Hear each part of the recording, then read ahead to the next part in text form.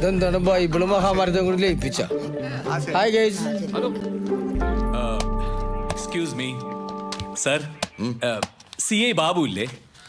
ബാബു തന്റെ മടിയിൽ എഴുതിയാണോ CI സാറിന്റെ പേര്? അയ്യോ അതല്ല സർ, ബാബു സാറിന്റെ വളരെ അടുത്ത സുഹൃത്ത്, അതുകൊണ്ടാ. ആ സന്തോഷം. നമസ്കാരം. CI സാറ് പാർട്ടിക്കാരുടെ കണ്ണിനൊരു വെട്ടുണ്ട് ആശുപത്രിയില്ല. അത് നന്നായി. എന്ത്? അല്ല ഒന്നുമില്ല. ആ ഇപ്പൊ എനിക്കാ charge. I am SI Vincent Gomez. Sir ഇരിക്ക്. സാർ, ഒരു കേസിന്റെ കാര്യം സംസാരിക്കാൻ വേണ്ടിട്ടായിരുന്നു. എന്ത് കേസ്? അല്ല, ഈ സ്റ്റേഷന്റെ പരിസരത്ത് വെച്ച് നടന്നൊരു പ്രശ്നമാകുമ്പോ അതിന്റെ പരാതി ഇവിടെ തന്നെ. ആ അതുകൊണ്ട് വേറെ എന്താ കേസ്? പീഡിപ്പിച്ചതോ അടി കിട്ടിയതോ അതോ വണ്ടി തട്ടിയതോ? ഇതൊന്നുമല്ല സാർ, ഇത് ഒരാൾക്കിട്ട് ഞങ്ങൾ അങ്ങോട്ട് രണ്ടെണ്ണം കൊടുത്തതാ. ശരിക്കും കൊടുത്തു? അങ്ങോട്ട് കൊടുത്തിട്ട് നിങ്ങൾ ഇങ്ങോട്ട് വന്നതിന്റെ ഔചിത്യം എനിക്ക് മനസ്സിലാവുന്നില്ല. അവനല്ലേ ഇങ്ങോട്ട് വരേണ്ടത്. നിങ്ങളെ ഞങ്ങൾ തപ്പിക്കൊണ്ട് വരികയാണല്ലോ പതിവ്. അതാണ് പതിവ്.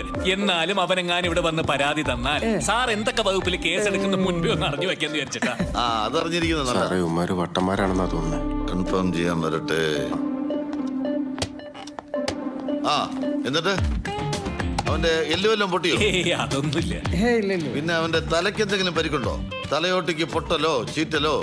അങ്ങനെയൊന്നുമില്ല സാർ. ഒരിക്കലില്ല. പിന്നെന്താ അവന്റെ പ്രശ്നം? മൂക്കിന്ന് രക്തം വരുന്നുണ്ടായിരുന്നു. ഒരു പല്ലും പോയിട്ടുണ്ട്. പല്ലൊന്നും പോയിട്ടില്ല. പല്ല് പോയി ഞാൻ കണ്ടാണ്. ആ കൊള്ളാം. അപ്പൊ IPC 326. ഓ അപ്പൊ എന്തായാലും വരാതിരിക്കില്ല. നിങ്ങളുടെ വെയിറ്റ്. അല്ല സാറേ, 2 പ്രതികളും കൂടി പുറത്തു പോയിട്ടുണ്ട്. ഉണ്ടോ? എന്നാ അവരെ കൂടെ വിളിക്കട്ടെ? നമുക്കൊന്നും രണ്ടൊക്കെ പറഞ്ഞിരിക്കാൻ. ഇതിൽ കോമഡി ഉത്സവം കാണാൻ പറ്റും സാർ. കോമഡി ഉത്സവം ഇവിടെ ഇരിക്കുന്നു. പോയി വിളിച്ചോണ്ടോടാ.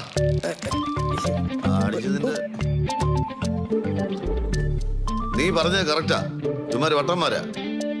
ഇങ്ങോട്ട് വരട്ടെ.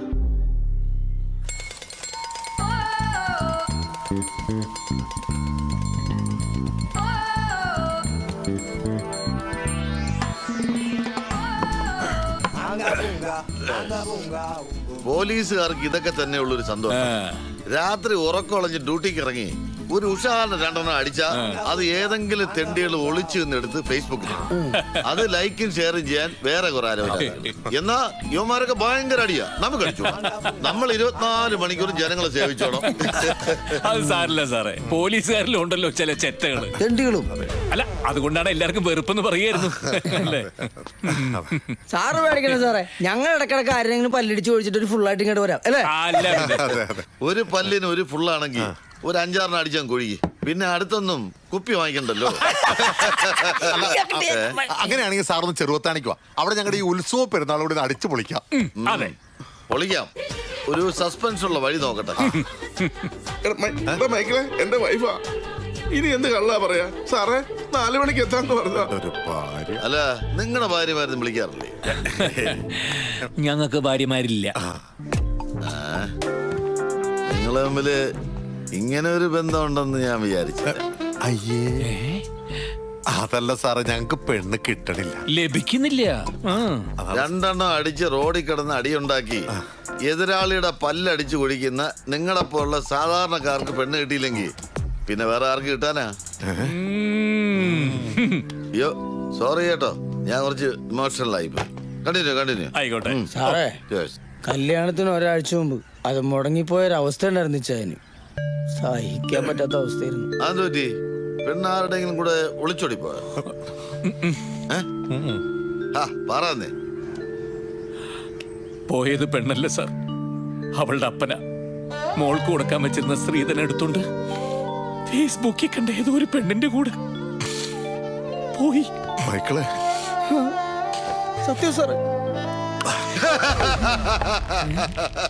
സോറി കേട്ടോ, ഇതുവരെ കേൾക്കാത്ത ഒരു കോമഡിയാണ് ചിരിച്ചു പോയത്. അല്ല, സമയം കുറെ ആയല്ലോ. ഇനി ആ പല്ല് പോയാൻ വരുമെന്ന് എനിക്ക് തോന്നുന്നില്ല. അവൻ വീട്ടിൽ പോയി കാണാം.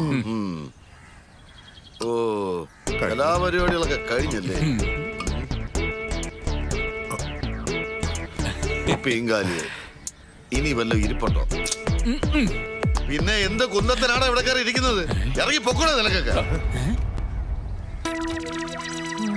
വയ്യവിടെ ഇറങ്ങി പോടാ.